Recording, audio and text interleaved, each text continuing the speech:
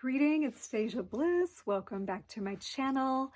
Thank you so much for being here. I'm so appreciative of you visiting my channel again, where we talk about Kundalini awakenings and all parts of this journey of life force. I just got back from the mountains. Me and my son went to do a little skiing, cross-country skiing.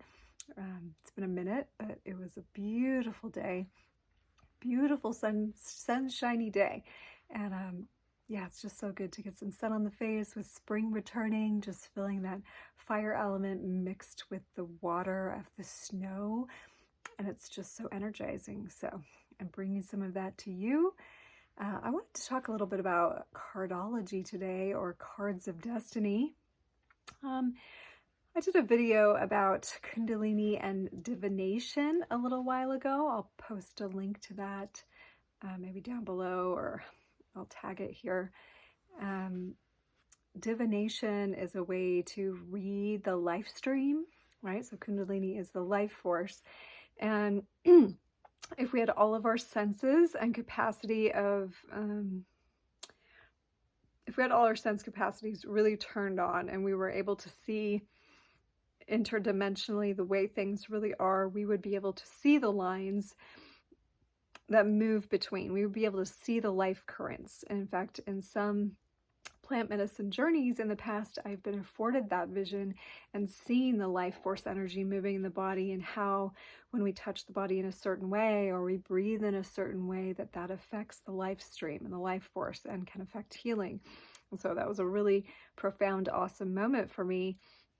But also with these divinatory tools that are available if you're in alignment, if you are working with your own energy, these tools can be really revelatory in how they show the life stream patterns, and also the karmic or fated moments.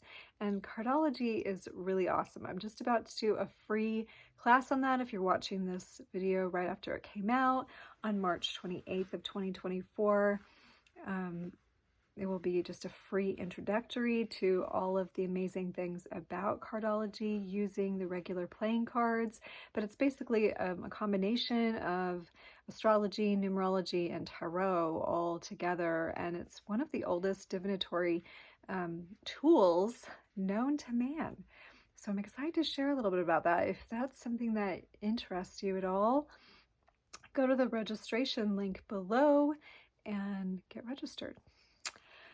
Okay, so we are even closer to the first eclipse in this season, coming this next Sunday night, Monday. So yesterday we talked about Kundalini and eclipses and what to do for an eclipse, how it amplifies your spiritual practice. So if you want to know more about that, then definitely check out yesterday's video. Today, it's good to prepare for an eclipse. It's good because the eclipse energies are so potent that it's a great time to kind of take stock. And here we are at the beginning of a new season. And if you're in the north, spring is traditionally aligned with spring cleaning, clearing stuff out. So it's a good time to kind of reassess and look at your life, where the energy is going. And I've talked about this in other videos, but a lot of energy gets tied up in our stuff. So if you look around and you see little piles of things building up, or things just sort of out of place, know that life force gets stuck to those things. And that kind of inhibits the flow, if you will. Feng Shui is another way of detecting the flow, and you can feel it if you walk into a room that's organized, where things are just so you feel better because the life force is flowing more fluidly. So to take stock of that and recognize where you want to put attention or move things around. And then when you're thinking about an eclipse and you're thinking about going into that dark space in the middle of the day, right? So think how significant that is. In the light of day, usually we don't have, that's not where the hidden stuff is, right? That's the stuff that we bring out and we show the world and we present ourselves. And then at night, we kind of like, that's all the secret stuff. That's the stuff behind closed doors and in the bedroom. And when we take the makeup off or whatever, that's the night. And so this eclipsing energy, especially when we get to the solar eclipse. But okay, let's first take it to the moon, even with the full moon. So think about how the moon, when it's full, you can't see the stars, right? It takes over, it lights up the sky. And there is a sense of, bringing things into their fullness during a full moon. And then a full moon cycle wanes all the way down to a dark moon, a new moon, and then it waxes again.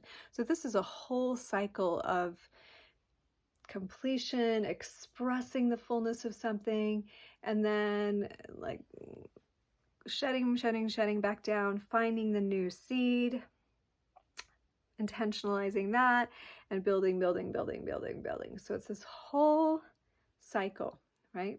So during an eclipse, even if it's prenumbral, even if it's just a little bit of an eclipse, we still are doing part of that cycle in a much quicker way. So it's a cool time to like make herbal formulas or, create magical objects with the intention of infusing it with the eclipse energy. And to be clear about what that is, what are you eclipsing? What is this formula or this magical object or this art piece? What is it helping to eclipse? So just that word alone, to eclipse something. I always think of that song, Total Eclipse of the Heart. What does she mean by that? It was a total eclipse of the heart. Like it darkened, like it went black for a minute. It was lost. It was hidden. It was unseen. It hid itself, right? So this could be used in certain formulas and so forth for something that wants to be covered up or hidden or tucked away or made to not express fully. So it could be used that way. It's also a good time to work shadow work stuff, right? Because it can take us a while sometimes to get into where the full moon goes down and waxes or wanes down into a new moon. New moon's very introverted and going internally, and then to bring it out again. So the eclipse can really cause us to go from this, we're in a full state, but then we're going to go in and bring something out of the dark, and we're going to look at it in the light again, because then the full moon comes right back. It's not going away for a whole long time. We actually get to dig in and look at it right away. So it's a great night for contemplation. It's a great night for writing, journaling what's coming up. And again, like using mantra or using spiritual practice can help bring those things forward. So ushering that in before we get to the moment of it, and with your practice, and then sitting in that moment, that can be really nourishing and helpful, and can move a lot of blocks. And then with the solar eclipse, I mean, this is a really powerful one because it is total. Even if you aren't in totality, knowing that someone is, like there is a bunch of people watching something be eclipsed. And this is like with the Aries energy, I really feel this like eclipsing, like going back and like discarding a version of identity, a version of self, because Aries is self and is identity. So when we think of that in terms of Kundalini, like what have we really been holding on to around our identity that's sitting in our first chakra? And maybe like what problems have we been having with root chakra stuff in your legs, in your extremities, your lower extremities, in the digestive system, especially the lower colon area. Reproductive organs can be involved in that first chakra stuff around identity.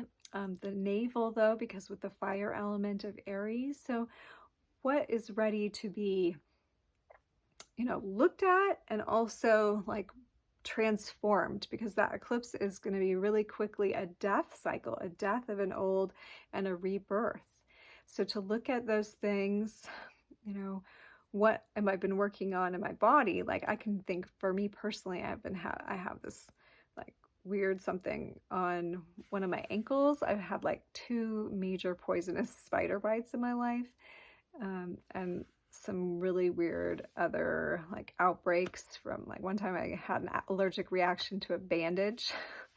And like, so that part of my leg has had a lot of trauma, let's say.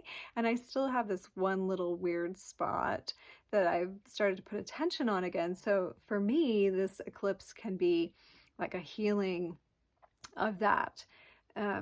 Looking at what needs to still be looked at around that, because it's on my leg and that's in the lower root identity stuff. And it's on my physicality, right?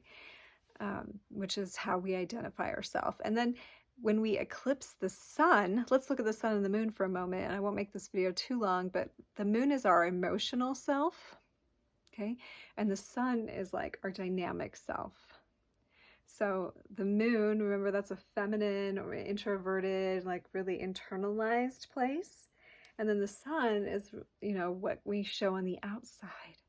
So in the eclipse, it almost could be like this wiping away, or this cleansing, or this renewal energy of those components within us. And if we do this with a positive mindset, this life force energy is really like almost like getting a jump start. And that's why the power of it is amplified by 1,000, because you're really just getting like a whole cycle crammed in, you know, like, and it can be really like, it can really jump you forward. So I hope that is helpful. I'm sending lots of love to you today as we move into the weekend, and I will see you again soon. Before we hit the lunar eclipse, I'll definitely check in or right around there. And so if you have any questions or comments, please leave them below or send me an email. I'm leaving my email address there for sessions, for readings. Readings are really powerful around eclipse time now. And also if you have questions. And then remember, if you want to sign up for the Cardology free intro class, the registration link I will put down below also. And yeah, share this channel if you like it. Thanks for coming back, and I'll see you soon. Namaste, and I love you.